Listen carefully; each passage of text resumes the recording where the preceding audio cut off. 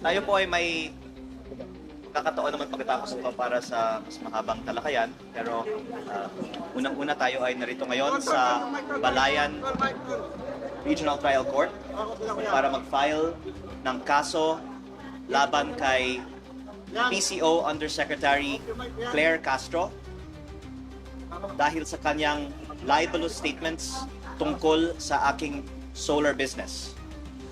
Hindi ko po binenta ang prangkisa dahil wala akong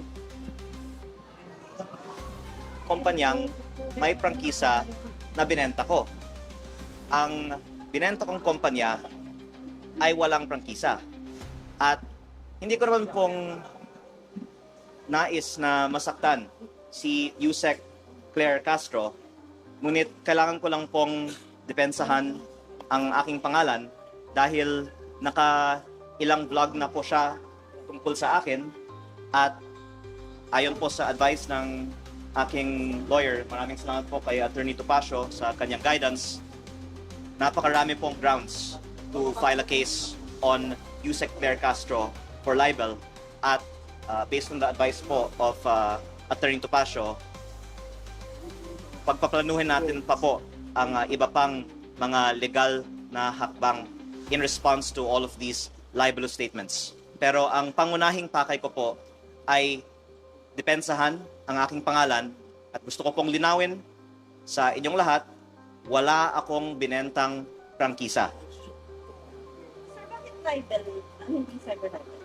If these statements were made over a Ito po ay civil suit po kasi. Yung cyber libel is in connection with the libel law under the revised penal code. Ito po ay under the civil code na ang principle po nito, kung ikaw ay may ginawang isang bagay na naka-injure ng isang tao, ng kapwa-tao mo, you are liable to pay for damages. Hindi po nais ipakulong si Yusek Claire Castro, ngunit gusto namin siyang panagutin. Unang-una, sapagkat may ginawa siyang mali para sa aming opinion. At pangalawa, to vindicate yung good name and reputation of my client na sinira po niya with malice. Kasi, kanina po, natanong niyo ako, hindi ba may freedom of expression? Yes, but that is not absolute.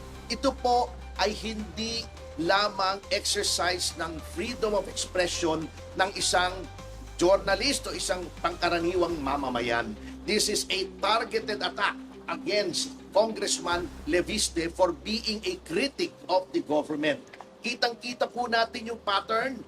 Inumpisahan po ni Ombudsman Boying Remulla na alam po naman natin na utang niya ang kanyang pagiging ombudsman sa pamimilipit at pagbabraso ng Malacanang. Nilabas yung maling issue na binenta daw yung prangkisa at sinundan niya ito bilang spokesman ng presidente. This is a directed and targeted attack to destroy the reputation of a legitimate government critic na nakakasakit na ang kanyang mga expose laban sa Pangulo in the exercise of his duties as an elected public official at membro ng lehislatura na ang role po, ang primary role ng lehislatura in making laws is to safeguard public funds. Ginagampanan lamang po ni Congressman Leviste ang kanyang role to safeguard public funds sa pangungurakot. Dahil po dyan siya ay siniraan. Hindi na po exercise siya ng freedom of expression. That is a malicious attack. Ito na lang tayo. Yes. Yes. Para makapagtan Yes. na kayo. So, Ito na lang tayo. gusto ko lang pong linawin na we will have more time later Yes, to respond. yes. Pero ang nais ko lang pong linawin ay nothing personal against anyone in government. Ayoko pong masaktan si Yusek Claire Castro at hindi ko po din kaaway ang administrasyon. Sila po ay nagpahayag tungkol sa akin, kaya ngayon po ako po ay sumasagot. At kaya po hindi namin ngayong araw sinasampahan kay Yusek Claire Castro ang isang criminal case dahil sa tingin ko mananalo tayo pero maaawa naman po ako kay Yusek Claire Castro kung siya po ay kaagad makulong.